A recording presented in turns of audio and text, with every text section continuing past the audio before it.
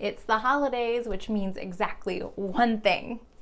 I have been losing my patience with everyone. Everywhere. Work, school, internet, sidewalk, Minted.com, the stationery store, Intelligentsia, the coffee company. All have been on the receiving end of me losing my patience within the past week. And they have asked me to come here to appeal to you on their behalf to help me find a way to not lose my patience at them anymore. Also, we are on the very day, this very day, when I have finished a reading project where I have read 45 books that were all wonderful, but were not chosen by myself. They were not books that I chose to read. They were chosen by others. And while the experience was wonderful, I am ready to choose books for myself once more. And I will not say the name of this reading project, because if I do, I might drop dead. Because I've said it so many times here on this channel, I don't think I could go take another breath if I say it again. Honestly, you might just kill me. So we're just gonna not say it, and I'll link to the playlist somewhere around here. But now that I can read what I want, when I want, what I want is murder, darkness, and bleak reminders that none of this matters, I think that will put me in a better mood. And I want to invite you along on this journey as I take an unhinged approach to picking the books I'm going to read for the holidays. And of course, because that's all we do here, all of these books will be from independent and nonprofit presses. That's not going to change. So join me. It'll be really fun.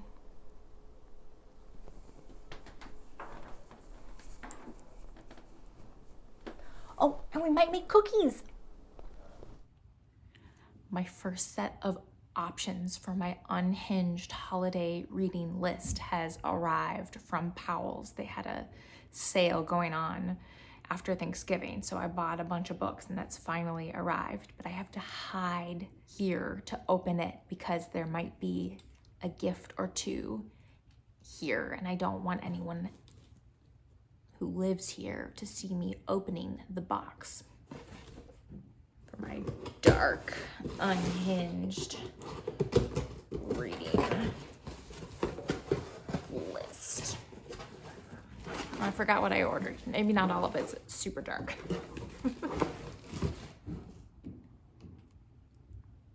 I think I ordered 2 of the same book on accident. Oh dear. Well, shoot. What am I gonna do with that? All right, first up we have for our holiday potential. I collect these actually. These are Biblioasis's Ghost Christmas Stories, Ghost Stories for Christmas Eve. And every year they come out with about 3. These aren't, I don't know if these are from this year or not. I just ordered them. One of them might be from this year. Anyway, it doesn't matter. They put out 3 new ones every year, but you can buy them. You can still buy them year after year. And they're ghost stories to revive the tradition of telling a ghost story on Christmas Eve. So I got Lucky's Grove by Russell Wakefield and The Mistress in Black by Rosemary Timperley. And this would be great potential. Then we have Heaven and Hell by Kalman Stefánsson, who wrote Your Absence is Darkness, that I read last year and loved. He's an Icelandic author, and his other book was dark and sad, but also beautiful and lovely. So I'm thinking maybe if this is dark and sad, this will fit. Navigating the Depths of Despair. Perfect. This is for my 10-year-old. It's the last book in the series. Somehow ordered 2 of these, which is really freaking annoying.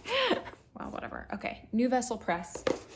publishes these awesome anthologies of Christmas stories from different languages and different regions of the world. And so I got two. I got I got three. This one is a very Scandinavian Christmas. I was so looking forward to these. So fun. Okay, this is too fun for this. Unhinged reading experience. Oh my God, my neighbors. And then a very German Christmas. But they have all sorts. They have a very Brazilian Christmas. What else do they have? Got Brazilian, Mexican, Russian. I want them all. That's my haul from Powell's. This isn't the final TBR, not by a long shot, because none of these are dark and murderous enough. This is dark, but it's not murderous, and we need murder. We're also going to browse the shelves for any dark, bleak, murderous holiday reads. I'm sure we can find something here that will fit the bill. Gotta be something here. Oh, Die My Love. That's an option. Okay, we're just gonna collect. We're gonna collect a stack. Die My Love, Charco Press. Great, okay. That's looking good. Oh, here we go. In Their Ruin. This was nominated for the prize that will not be mentioned in this video last year, and I didn't get around to reading it. In Their Ruin. That sounds bleak. Oh, yeah.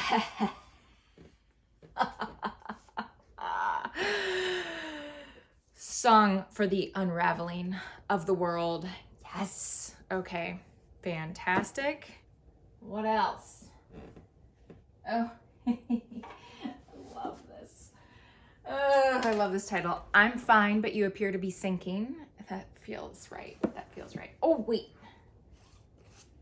Wait, what's this one? This is from, where is this published? Featherproof Books. Featherproof Books. What You See in the Dark. That's fun. Okay. This is from Northwestern University Press, I think, right? Tri-quarterly. Yep. Northwestern University Press. Whoop, whoop. All right. This is already putting me in a good mood. Yes. Yes. Dark. Darkness. Darkness. Where are you? La la la la. Bring me darkness. Bring me murder. Bring me bleakness. Oh, yes, please. All right. Elizabeth Hand. I love Elizabeth Hand, and this is the second in her Cass Neary series. It's a murder thriller noir, very noir series. Yes, available dark. Unfortunately, this is from Small Bear Press, and they have stopped publishing, but yes, I love Elizabeth Hand. So can I recommend a dark, very dark book to you from Elizabeth Hand? Oh yeah, I will. Let's do it. Where is it? We'll do that later. It's called Wilding Hall. It's a horror novella. It's fantastic. Okay, let's see, what do we got? Oh yeah, Don't Look Now, Daphne du Maurier. Yeah, Tales of the Macabre. Look at that cover. I mean, yes. Oh, more hell. Yes, more hell. Please, please give me more hell. From Whiskey Tit. I never read the second. Have you guys read this? An Elderly Lady is Up to No Good. My grandma loves this book.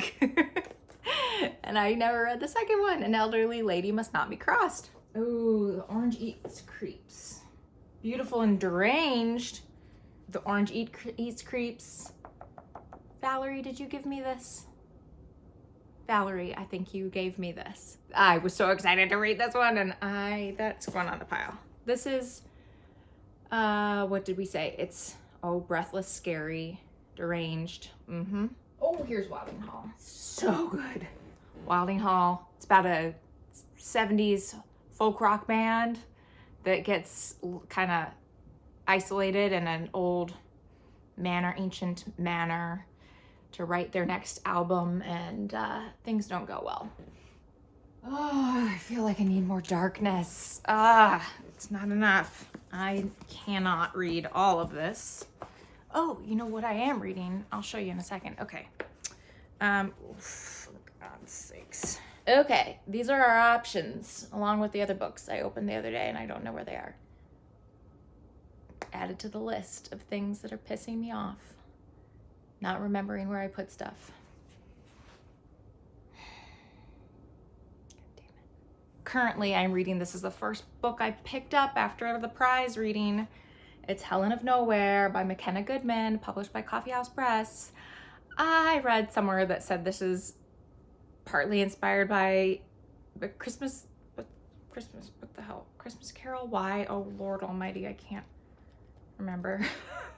I read somewhere this is inspired by A Christmas Carol by Charles Dickens. I'm not getting it yet, so I don't know. It's really good though. We'll talk about this later. It's dark. It's got some darkness to it. That's for sure. What must we give up in exchange for true happiness? That's what I'm asking myself right now. That's the question. What must we give up in exchange for true happiness? Tell me, Helen. All right. Let's move on. Cookie time. Cookie time. Cookie time. Cookie time. Time, it's cookie time for cookies. Time for cookies. Time for cookies. Time for cookies. Hello. What are you doing here? Why are you making cookies? I'm not making cookies. What are you talking about? I'm singing, and you're doing it without me. No. What would make you think that? Cookies are we making today? What cookies are we making today? What a great question you ask. These are going to be citrus and brown butter shortbread. I've made them once before, a couple years ago. Mommy. This is from a beloved cookbook of mine called Cookie Love. It's by Mindy Siegel, who's a pastry chef who had a wonderful restaurant in Chicago called Hot Chocolate, which closed down several years ago. And of course, the desserts were delicious. And this is her cookie cookbook. Let's see here. Is this really booktube? I don't know. What do you think? This is not booktube. You're Oh talking God. about restaurant. Jesus, you're right.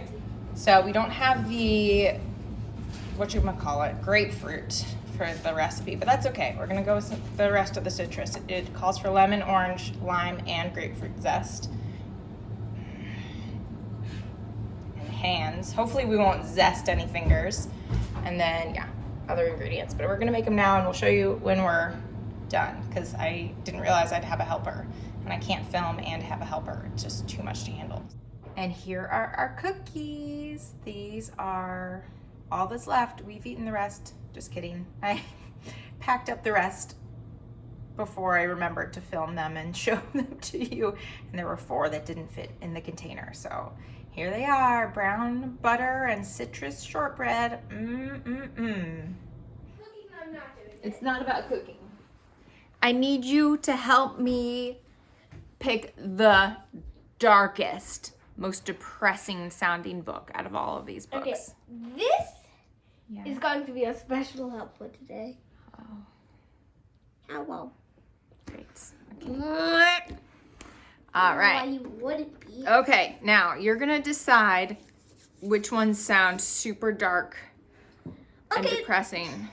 An elderly lady must not be crossed. This is about a woman in her 88-year-old woman who murders people. Okay, so that's one. Oh. Okay, we're gonna do that one. What You See in the Dark by Manuel Munoz. This is published by Northwestern University Press. This is a tale of twisted minds and small town murder. Ooh, putting And in I think it might take place in the summer. not good type. No. What, a song for the unraveling of the world? You don't think so? Okay. Is good. That one. Hand that to me. Okay. Is Mother Dead? Pain, destruction. Do those sound dark? Nah. About motherhood. No? Okay. Next. Boo. Available Dark by Elizabeth Hand, published by Small Beer Press. Let's see here. What choice words can we choose? Oh, Cass Neary finds her own worst fears confirmed. It's always darkest before it turns completely black. I love it. It's okay. Yeah. Put it in it. Put it in the pile. Ooh, do you see this cover? I don't get it. Do you see that's a mouth, screamy mouth eye? Ow! What do you think? Scary? Okay, I'm gonna be the camel man. Tales of the Macabre. Yep. Okay, And so right now you've chosen. Wait, one last book. You forgot one last book. Oh, Behind the scenes, people. I'm gonna show you it, people. Hello. The book is me. Just kidding.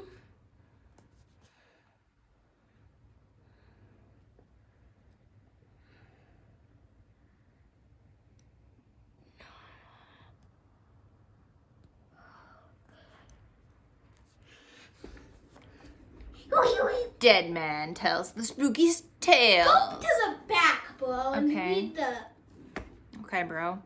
Ever had the feeling that you were being watched? Or taken a dark shortcut on the way home? Wondered just what might be living under your bread? Hopefully some cheese.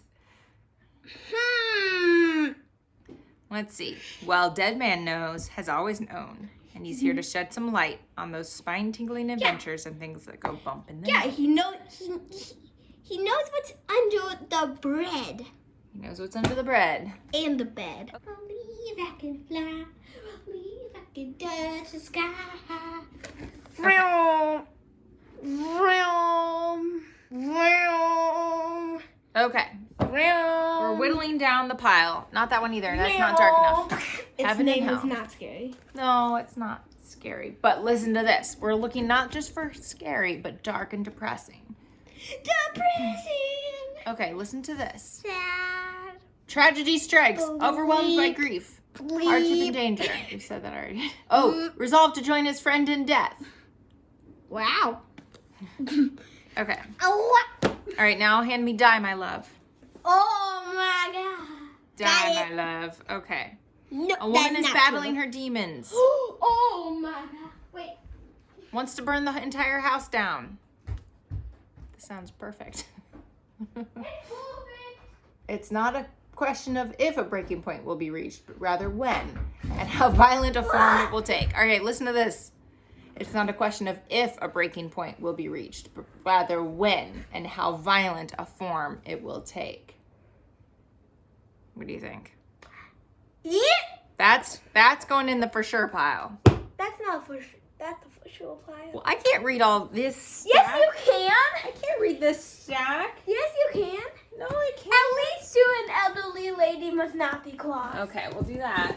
Okay, an elderly lady must not be Oh, crossed. it's glowing. This is, like stories by Helene Tursten, translated by Marlene Delargy, Oh, and it's published, I think, by Soho. Yes, please move. It's published by Soho. it's a cool So, cover. okay, it's a cool cover. All right, so we will read that. Yep. What do you think? Should we read Available Dark? Seems fitting. I think it takes place. Does it take place in Helsinki? Yeah. Oh, yeah. I'm thinking Heaven and Hell. What do you think? Or should we wait until wintertime to read this one? It is winter time. It's very cold outside, isn't it? Yes, We can't even. It's winter time. Tell us how bruh. Okay, brah.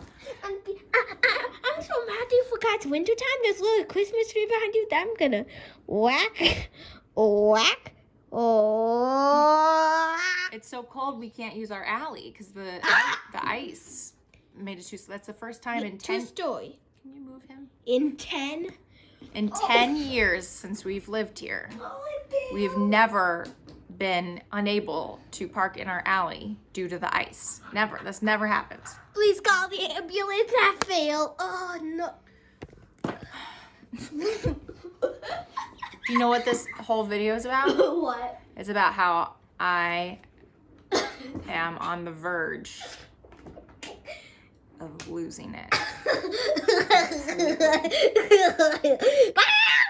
So basically, I want to read all of the books that you picked. Which one should I start with? What? Oh, I thought you liked books. That's a good point. I think, okay, we're going to try Available Dark, Die My Love, and an elderly lady must not be crossed. Those are our 3. Perfect. These are all about women who are kind of losing it. What do you think about that? All right, that's gonna be the theme is, oh. I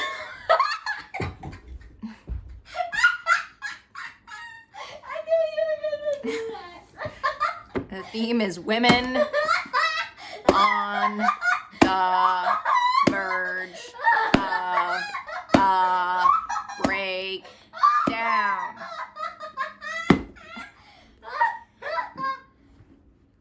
Did I do something wrong?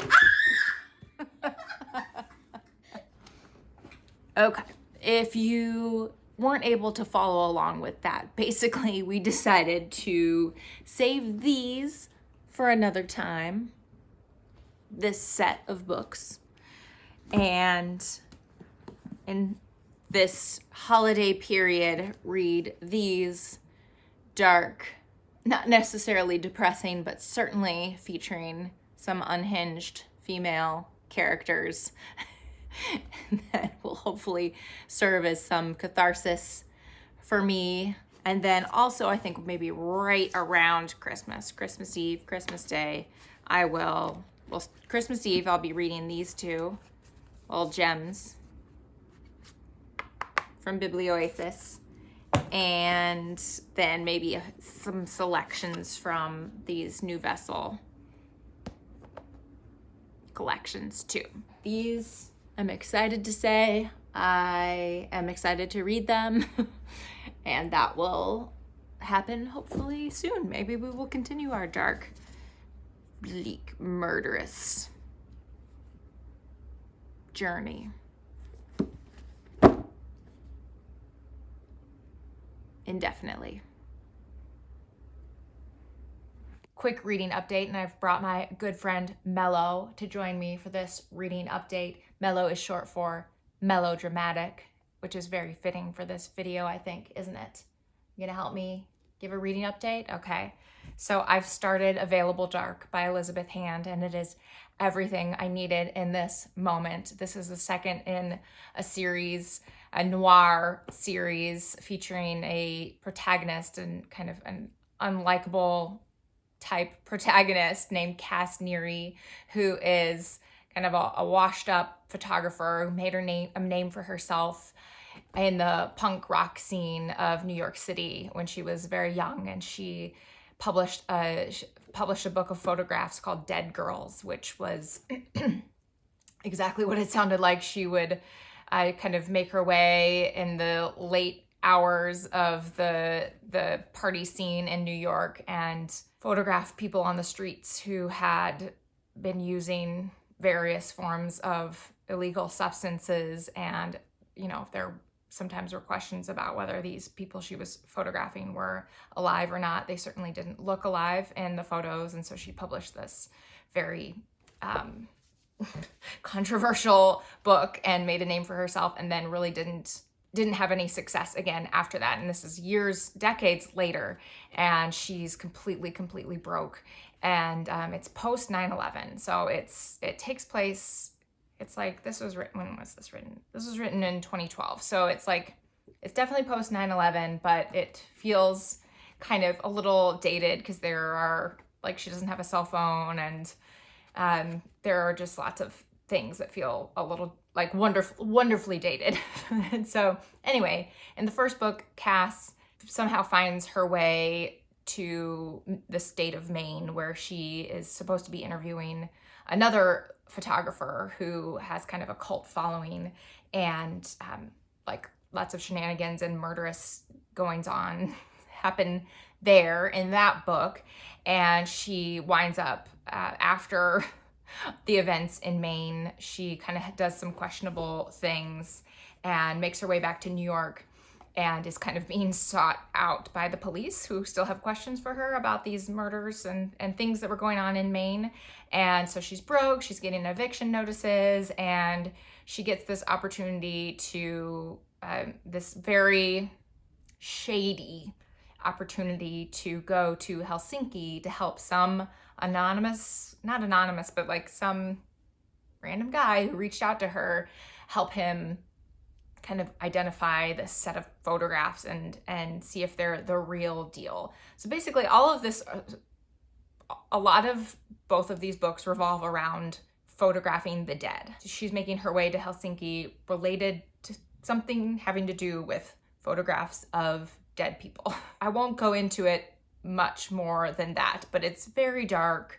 Cass is also an alcoholic. She's addicted to various drugs. She actually sneaks drugs with her onto the plane over to Helsinki. She's a dark character. I don't know, it's kind of just what I needed. It's fun and dark, and I am reminded as I'm reading this of a comment I made in a recent video where I mentioned it was about a book where there were QR codes in the book, and so it made you, if you wanted to understand what the QR codes, like throughout, it was a novel, and the QR codes led to like images and songs and little film clips, and if you wanted to fully understand the book, you had to go like get your phone and look up the QR code, and it just led me to thinking much more broadly about how I'm not someone who gets up and looks things up while I'm reading. I prefer to stay immersed in the world of the book. Generally, I just trust that I'm understanding enough by context.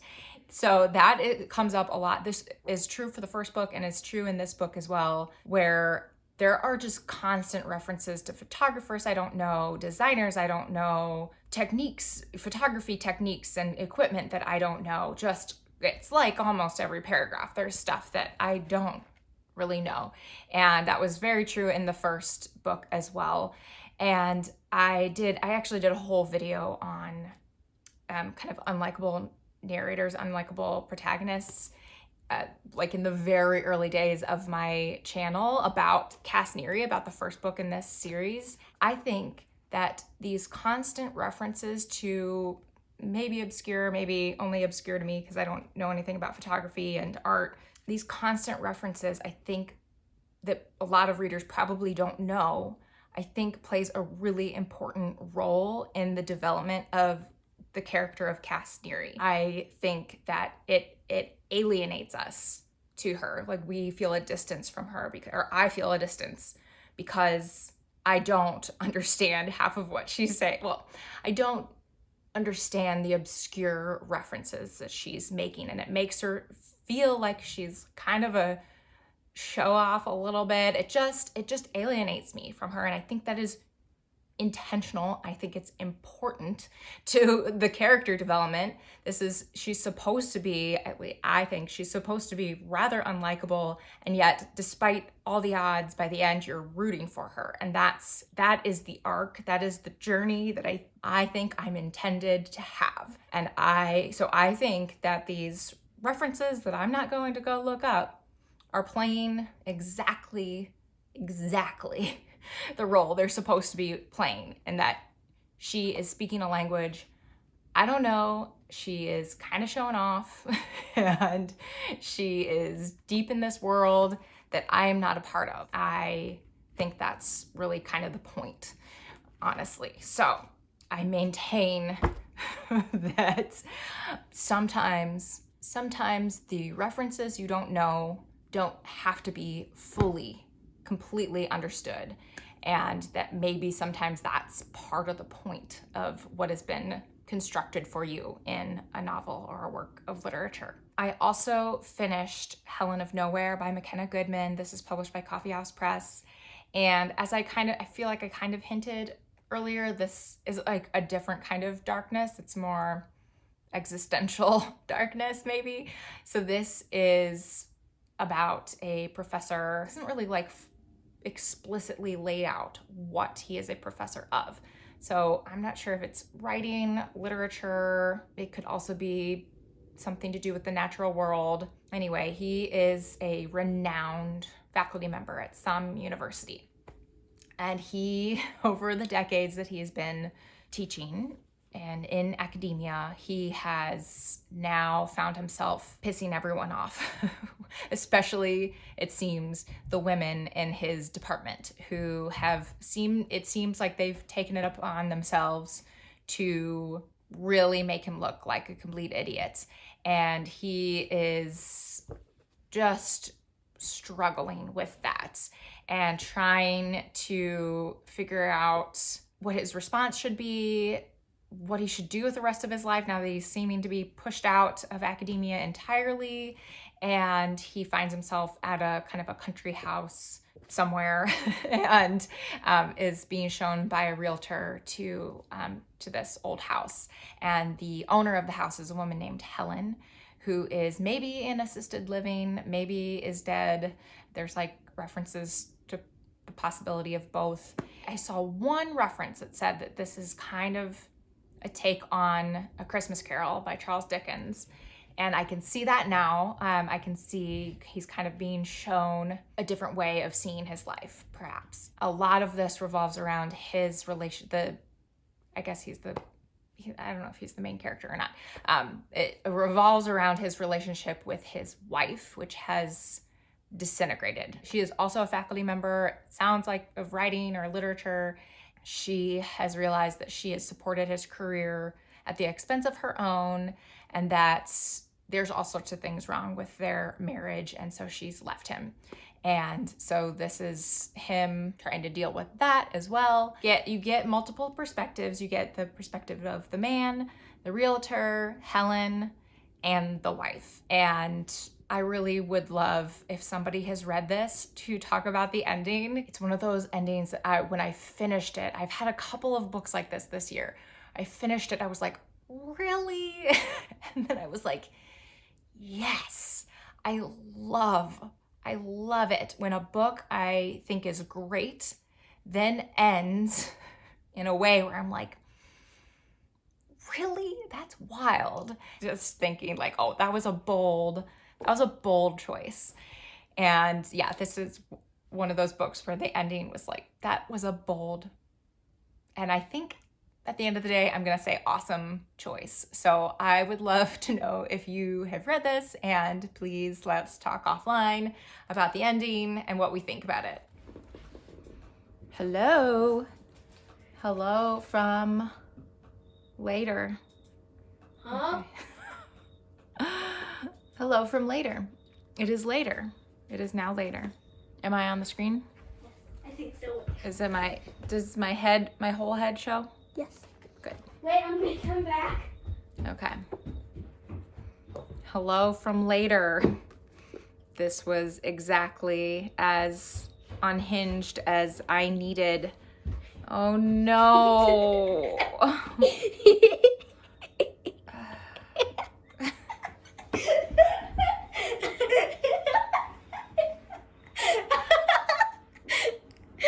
I'm back.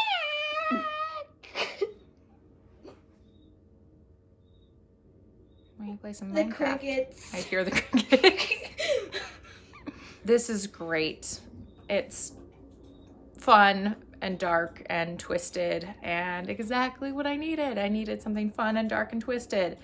And actually, Cass ends up in Iceland, of all places. So, which I didn't realize when I kind of only skimmed the back of the book. Having read the first in the series, I didn't need to know too much about it. And I just saw Helsinki, but she actually ends up in Iceland. And so, in the book. When part of the book? Well, she heads there fairly early on, actually. I'm not going to give any more away. She goes to Iceland and is there. And Okay. so that, I feel like, is pushing me towards picking up Heaven and Hell, which is by an Icelandic author and takes place in Iceland. So I feel like this is where I want to go next. I don't feel like I gave a great description of what this book is about. So this is the first book in a trilogy. I don't know if the trilogy follows all the same characters or like what makes it a trilogy, but this first one's called Heaven and Hell. This is by Kalman Stefánsson, and it's who's an Icelandic author, as I said. It's translated by Philip Ruffton and published by Biblioasis. And this follows a young boy who has a close friend. They live in a fishing village. He has a close friend, and they talk about poetry together. And that friend, I think, is killed in some sort of boating accident. And so I think it's just basically then goes from there with this boy dealing with the grief of the loss of his friend. If it's anything like the book I read last year from the same author, which is called Your Absence is Darkness, then it will be a gorgeous depiction of Iceland itself and just very beautiful depictions of relationships between characters that live in these really remote, small communities, and it will be very, very, very sad, which Your Absence is Darkness was super sad, but also really lovely and funny in some parts, and just very heartfelt and touching and tender and a beautiful book. So I'm hoping that's what this is too. And the other two books I think, now that I've had my fun read, which is, I don't know, I just like think of like horrific murder as like just really fun.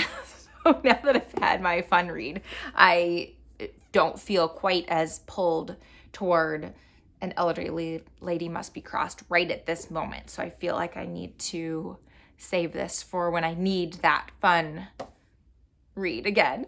And then this probably would be the most, what would be the right word? This would be the most stressful of all of them, because I think it's about like a young mother who is kind of at her wit's end. Let's see, what would be the process of becoming less unhinged?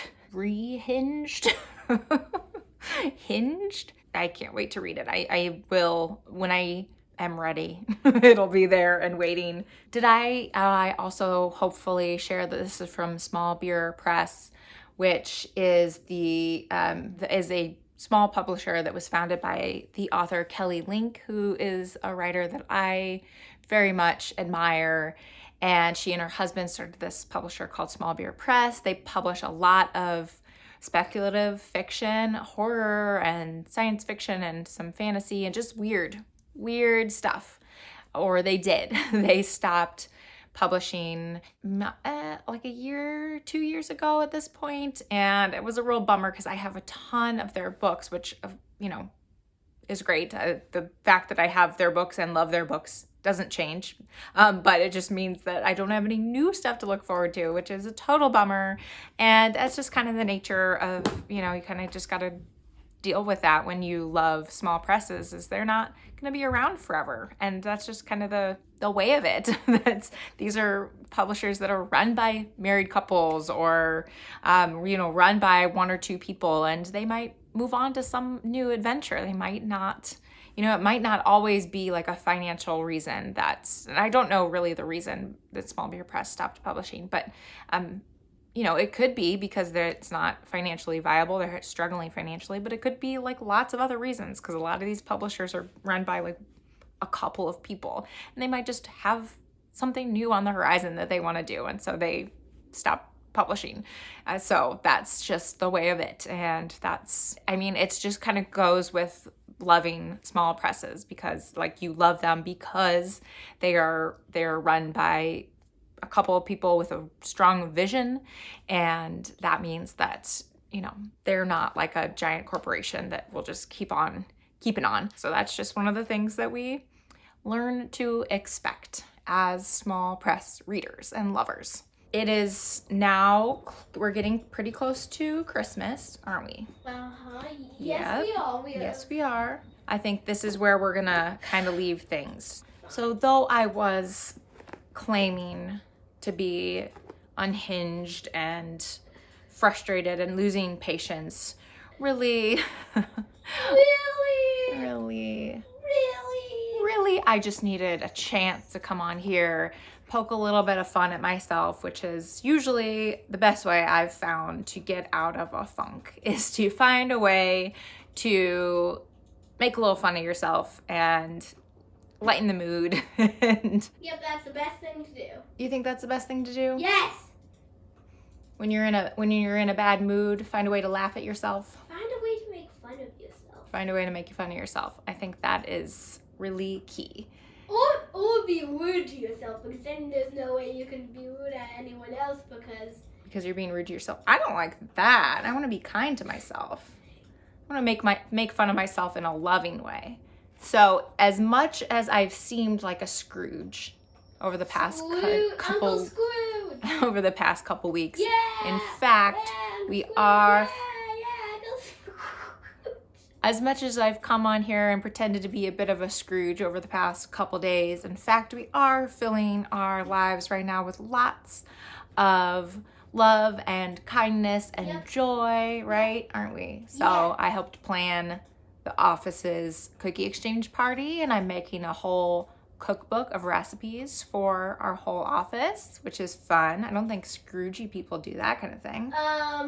And also we have we have a couple people in our lives who are not feeling the best. We're going through some medical challenges, right? And so we've done a few things, done some helpful things for those people, and put together some really special gifts for those people. So that's been an important thing that we've done right here near Christmas. So that's been really good, right?